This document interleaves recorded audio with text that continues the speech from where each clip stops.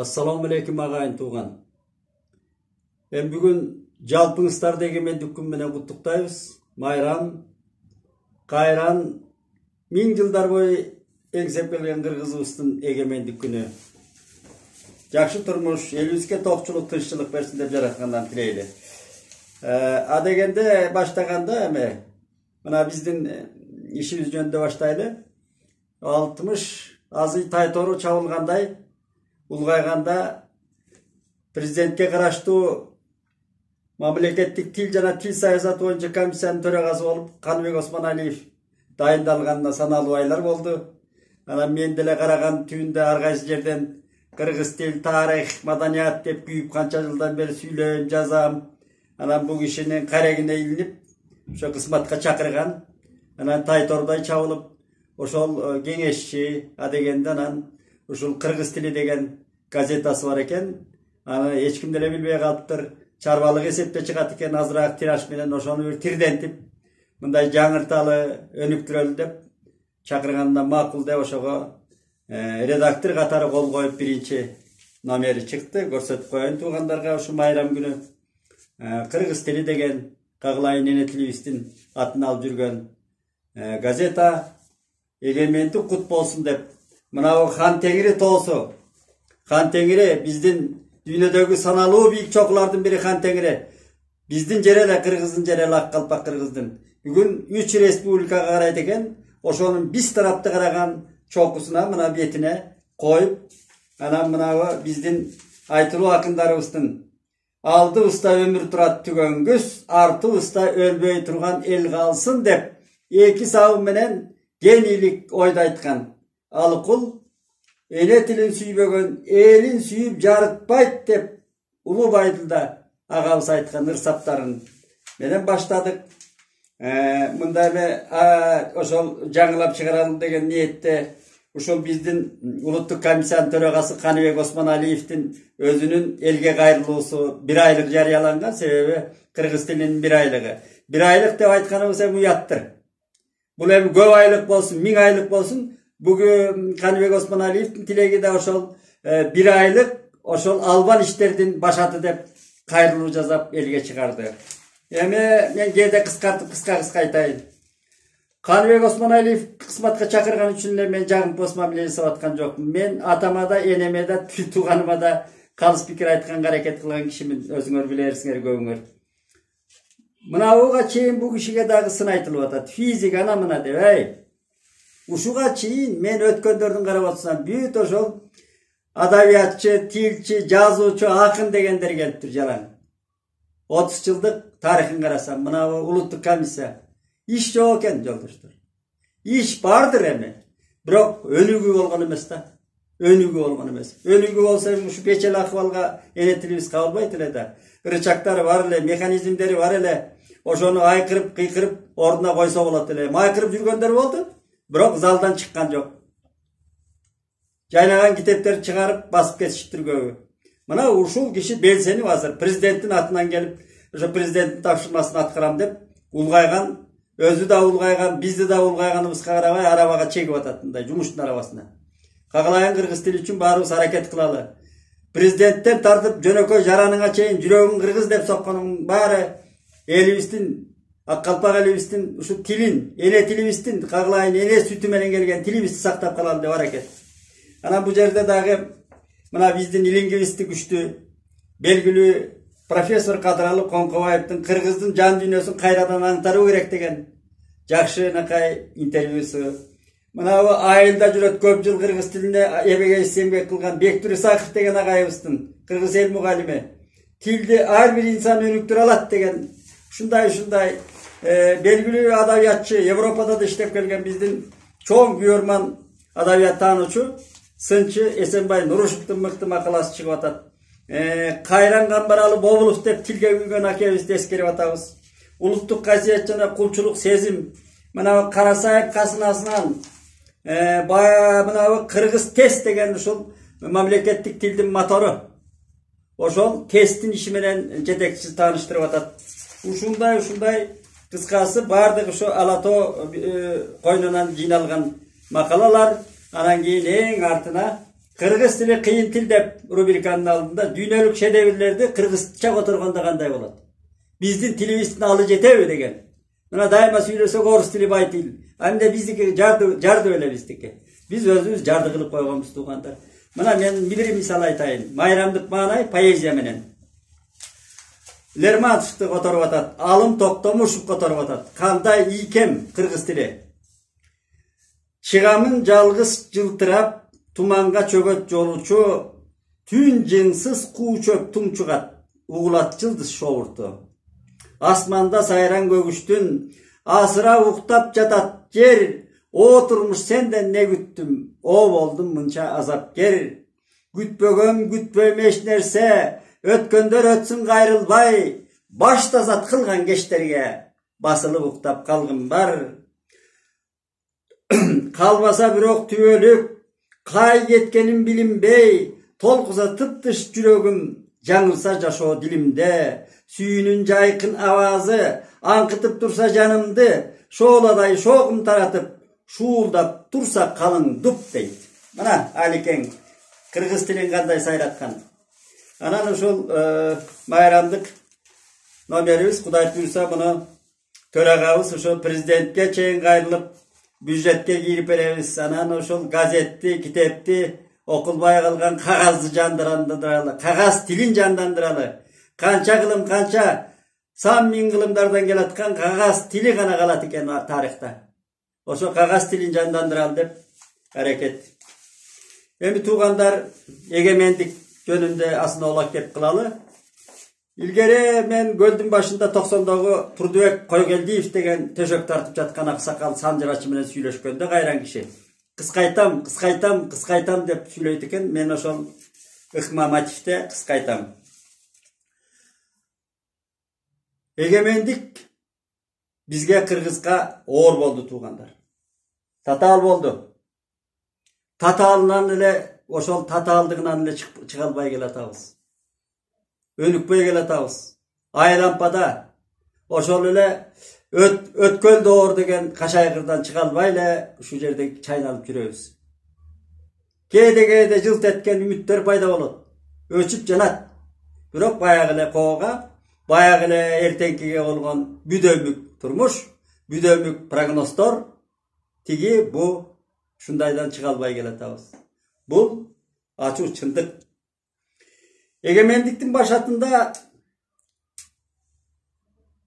ele til, kırgız tili mamleketlik til bolgon al Sovetler Soyuzu'nun akırkı жылдары kabılanınkan. Al egemendikке koşulbaydı. Egemendiktin eğerini oturganda ele biz.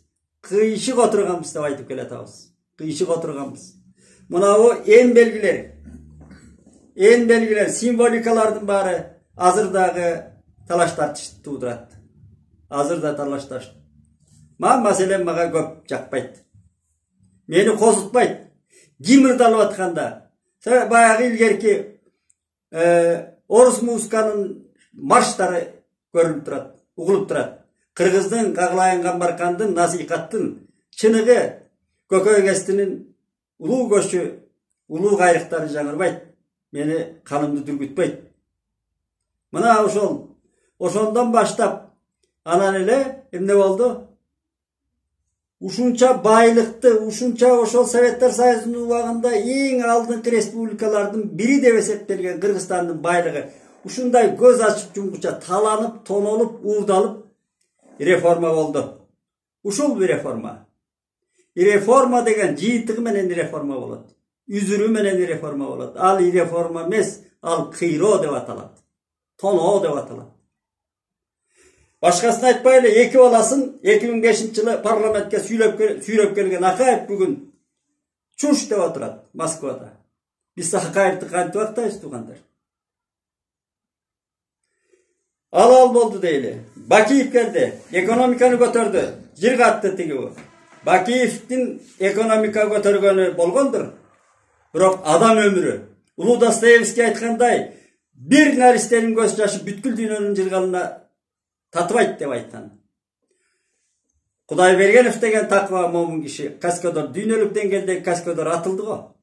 Эртеси атылды го. Анан калганы агы, көгү, карасы чымчыктай атылып кетти.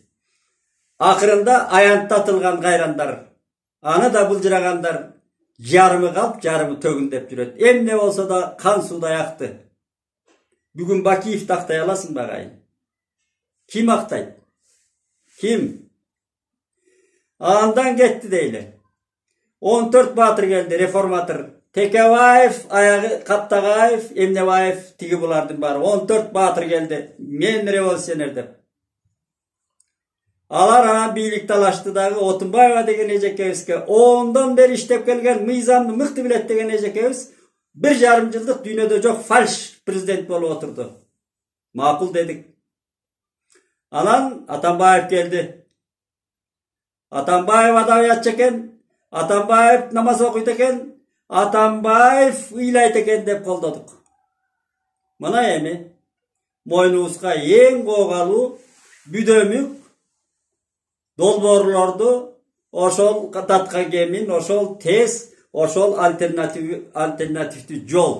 Көчө өкмөт башчы Акылбек Жапаров айтып атат. Эгер төлөй албасак, ушулардын баары Кытай алат дейт. Мына. Эртең жетим тоону берели деп казалы. Аны казган киши алат экен да, значит. Демек, өзүң казасыңбы, күчүң жетеби, аны билбейт экенмин. Мына ушундай когалуу учурлардан баш оройт. Эми алал болсун дейли. Анан Жээнбеков батыр келди. Жээнбеков батыр бир жагына инисин, бир жагына райым миллиондорду алып келди. Мында бир тополоң чыкты. Мында да киши өлдү, туугандар. Бир карганын буту сынса дагы кейит го. Бир киши өлдү, канча киши кычарадар болду, өлдү. Жээнбеков бүгүн ошол тополоңдун автору. Тополоңдун ошол түрк эмес шынаасы мындай айтканда себепкери экс-президент макамында койкою президенцияда жүрөт. Макулбузбу? Макулбуз деп отурабыз. Эмне дейсиң? Айтсак сөз көп, түгөнбөйт. Мына кечөө мен Оштон келдим. Уялаш эжем дүйнөдөн өтүп. Келассам баягы Нокен жолу. 1 жыл мурун июль айында көрдүм беле. Чаңдап бүтпөйт, Кенеди аралык бүтпөйт. 1 жылдан бери бүтпөйт. Ал канча жыл болду? 30 жылдан бери бүтпөйт. Жол министри болду канча, ошол түштүктүн мыкты уулдары болгон жол министри, жалаң ошолор болгон. Жалаң ошол Жантөрө, Кантөрө, Кубанычбек Жумалиев, анан эмне, Сулайманов, Нурлан, баары ошо түштүктүн мыкты чыкмалары азыр койкоюп жүрөт. Көбай ошо жолго кеткен кайран акчалар кайда деп сурай турган киши жок. Бүгүн Нокен менен базар боргонун ичинде эл шорлоп жатат. Мен өз көзүм менен келип келдим. Ал Кенеди аймак качан бүтөт? Качан биз өнүгөбүз билбейм. Ушундай чуңкурчакка мен да барсам болот эле бүгүн. Мен да сайрандасам болот эле, бирок кантип Кайсарыма барам деп мен ушул жерде отурам. Мен атайын отуруп аткан жокмун. Бирок мен абирим алып барбай атат аяка. Кантип майрамдайм мен. Мен Кубат Жусупалиев деген устатым айткандай, мен эле кара башыма көрүнсүн, эреги көрө албай атсам. Бирок абал ушундай эмеспи. Күнү кече эми ушул чуңкурчак бир азоо айгыр аңгыраса бүт угула турган Кенеди жер. Блогер Сулайманов Бакыт деген иним Санкт-Петербургдан туура айтып атат, чуңкурчактан чуңкурга деп какшыктап атат. Бул курултай деген чуңкурчактан булам чыгып атат да. Эми чуңкурчакка өткөргөн маарекелер, тойлор, ошого алып барып тиги Байтик Баатырдын тоюнда ошо жамап атышат. Мындай тойлордон кыргыз тажабадыңар белеңер. Тиги Манастын 1000 жылдыгы деген фальшты өтүргөн акай, фальш. Калп деген сөз. Калп болбосо мына Манас айылы талкаланып жок болот беле. Мына кайра жасап атышат. Калп болбосо Манастын 1000 жылдыгы калат эле го бир тарыхта. Жок да эч жерде. Манастын 1000 жылдыгы деген тарыхта жазылган эмес. Эч жерде жок. Манас деген кыргыз менен тең кыргыздын ураны деп биз айтсак да болбоду, уккан жок. 1000 жылдык дейт. Метрикесин кошо жазгансың. Мына ошондой кур дүрмөт, кур барабан маарекелерден биз арылбай келатабыз. Күчөгөндөн күчөп келатат. Мына мен оюма койсо болгон азык түлүк, болгон товарын райондун борборуна, шаардын борборуна, мына Бишкектин борборуна калып, ярманке жасайт элем го. Мына баадан чайпалып турган кайран эл 1 сом болсо, 10 сом болсо дагы жарманке ошо бааны регулировка жасап, элге сунса, мына чыныгы майрам болот эле, токчулук болсо. Брежневдин илгери бир лозунгуна күлкүбүз келчи, нан болсо ырда болот деп. Чын эле экен. Ток болсоң ыр болот. Тынч болсоң ыр болот. Анан эми ушул курултайдан улам чыгып атат. Курултай деген бул көчмөн доордун башкаруу органы болгон деп какшап келдик. Бүгүн кандай? Бүгүн 21-кылым. Президенттик башкаруу, өкмөттүк башкаруу, сот башкаруусу, прокуратураң, СМБң, кабат-кабат министриң, агентураң эмне, комитет. Кыргыз эл алакандай кыргыз эл көтөрө албай турган башкаруу бийлиги бар бизде. Кабат-кабат. Бюджеттен акырынан жеген 1000 сандаган абалдарыбыз жарымы тентип кетти, миллиондо сыртта жүрөт. Ошолордун акчасына бюджет. Эми ушул курултайың ушулардан өйдөбү? Ушунчалык 21-кылымда ушунчалык кабаттаган бийлик сурак жазай албаганды курултай жазай алабы? Чолпонбек Абыкеев менен Кошалиевдин курултайы жазайбы бетеме? Күлкүн келет. Абсурдстан. Эми ошол курултай жөнүндөгү мамлекеттик катчы айтып атат. Аны мен сыйлаган Түгөлбай Казак байкебиз интервью алып атат КТРден. Экөө абдан салаваттуу туруп алып. Салаваттуу деп какшыктап атканын себеби бар. Мамлекеттик катчыга Түгөлбай байке шөкөт деп атат. Белгилүү акын, маданияттын көрүнүктүү ишмери Сүйүнтбек Касманбетов деп атат. Белгилүү акын деген кандай болот? Мен окурман катары айтайын. Өткөн көзү жокторду эске албаганда дагы бүгүнкү басып жүргөндөн кимди белгилүү акын десек болот? Мен окурман катары айтайын дагы. Бүгүн Сүйөркул Тургунбаевди белгилүү деп эсептейм мен. Анатай Өмүркановду белгилүү деп эсептейм. Сагын Акматбекованы, Шайлөбек Дүйшеев, Акбар Рыскулов, Карбалас Бакировду белгилүү десе болот. Сүйүнтбек байке качан белгилүү болуп жазып жүрөт? Мен түшүнбөдүм. Мындай шөкөттөөнүн кимге кереги бар? Мамлекеттик катчы деген эл эсебинен чоң кысмат, эл эсебиндеги. Иштесин да ошону. Жаркырашсын да 21-кылымдын деңгээлинде. Киши болсо айтып атат. Эми бир косулуктоо анан нике жаңжалында ушу курултайлар чечкен дейт. Бүгүн аны козулуктоону, нике жаңжалын чече турган өзүнүн сурактары бар да, өзүнүн органдары бар да биякта. Мына биздин мамлекеттик катчы ошол бүт көчмөн доорду кайра бизге кулагыбызга куюп, мындай айтканда аябай тарыхыбызды жаңыртып, бизди акылман деңгээлге сүйрөп атат. Энди казак айтмакчы, Адахан Мадумаров кечеде айтып атат, эмнеде жолугушууда экен. Мамлекеттин эгемендүүлүгүн сезиш үчүн ар жарандын жүрөгү эркин болуш керек, өзүн эркин сезиш керек дейт. Акыйкат сөз го. Адахан мырзадан мурун айтылган, кийин да айтылат, бирок Адахан мырза ошону таамай айтты деп мен жүрөгүмө жетти ошол сөз. Кайрадан жаңыртып атат да. Сен өзүң эркин болушуң керек биринчи. Өзүң камсыз болушуң керек. Ошондон анан эркин болосуң.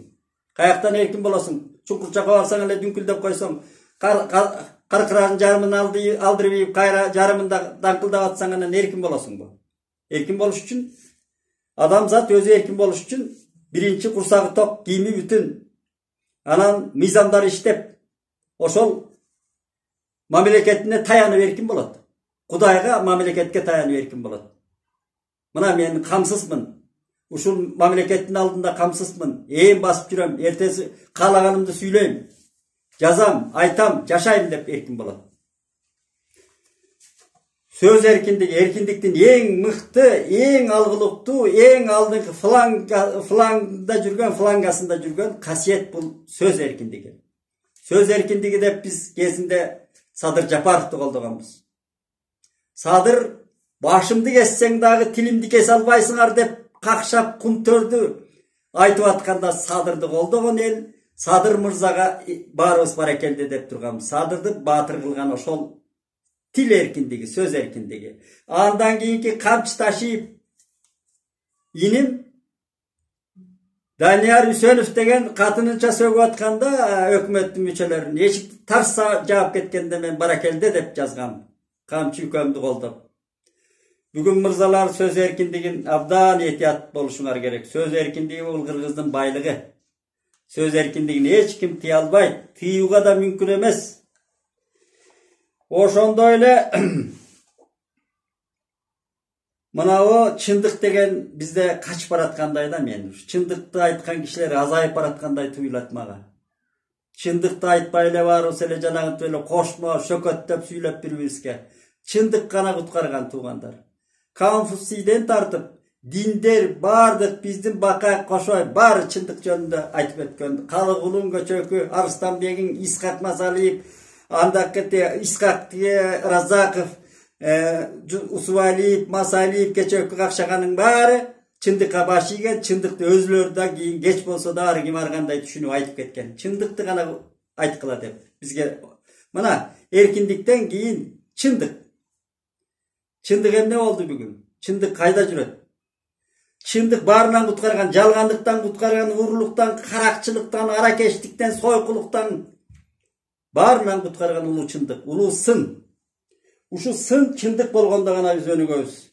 Egemendik günge koşoktop koşo ilip жазып, alıp lozun kılıp alıp жүрüşübüz gerek. Çındık, erkindik, enetil.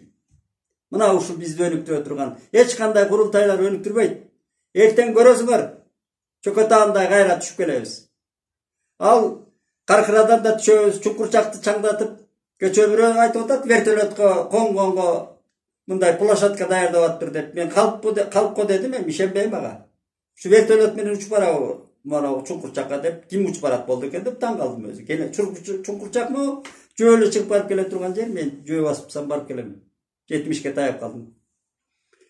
Uşunday kızık.